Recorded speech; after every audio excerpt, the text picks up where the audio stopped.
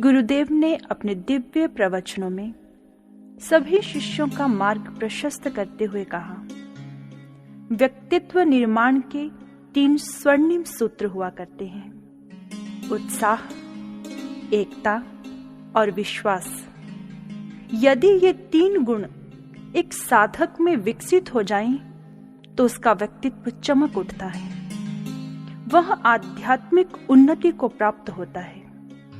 आइए हम इन शब्दों में निहित गूढ़ता को समझने का प्रयास करते हैं, ताकि हम इन्हें जीवन में लागू कर सकें। उत्साह अर्थात जोश, कुछ कर गुजरने का जुनून।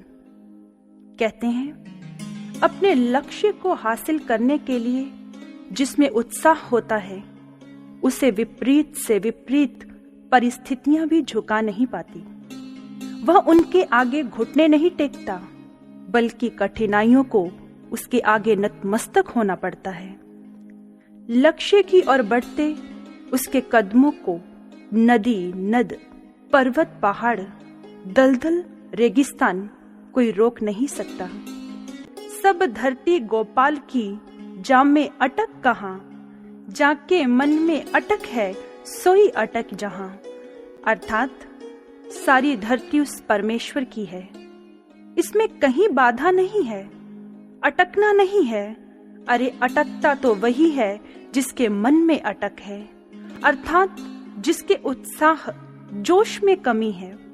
तूफानी मौसम में जो तूफानी चाल दिखाएगा, युग उसके गुन गाएगा, युग उसके गुन गाएगा। लेकिन भक्ति पथ के पथिक को एक बात पर ध्यान अवश्य देना होगा कि इस पथ पर तूफानी चाल से अकेले ही नहीं, अपितु सबके साथ संगठित होकर कदमों को बढ़ाए। इसलिए सफलता का दूसरा सूत्र है एकता। यदि एक बूंद सागर से मिलने चले, तो सूर्य की तीक्ष्ण किरणें उसे मार्ग में ही सुखा देंगी।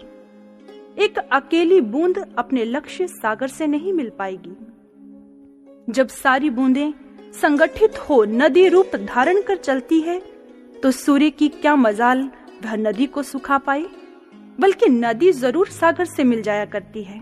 इसलिए अकेले ज्ञान मार्ग पर चलते हुए कोई बाधा रूपी सूर्य किरण आपको सुखा सकती है, मार्ग से विलग कर सकती है। पर जब साधक संगठित हो मार्ग पर चलते हैं, तो बड़ी से बड़ी बाधा भी गिर जाया करती है, उन्हें मार्ग से नहीं गिरा सकती। इसलिए संगठित होकर सेवा और साधना के पथ पर प्रयासरत होना चाहिए। तीसरा सूत्र विश्वास। यह सच है कि भक्ति मार्ग दुर्गम, खांडे की धार समान तीक्ष्ण और दुस्तर है। इसमें संघर्ष के कांटों की चुभन, विषम परिस्थितियां आती ही हैं, जिनमें परख होती है साधक के धैर्य की, दृढ़ता एवं विश्वास की। किसी अदीब ने बहुत सुंदर कहा, अब हवाएं ही करेंगी रोशनी का फैसला, जिस दिए में जान होगी वह दिया रह जाएगा। जिस शिष्य के हृदय रूपी दिए में जितनी श्रद्धा की बाती, विश्वास का तेल होगा, वह उतना ही प्रज्वलित रहेगा।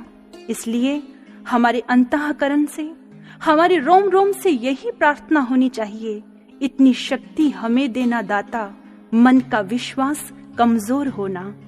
जिस साधक ने उत्साह, एकता, विश्वास को अपने जीवन में धारण कर लिया, निसंदेह एक दिन उसके कदम मंजिल को छू लेंगे।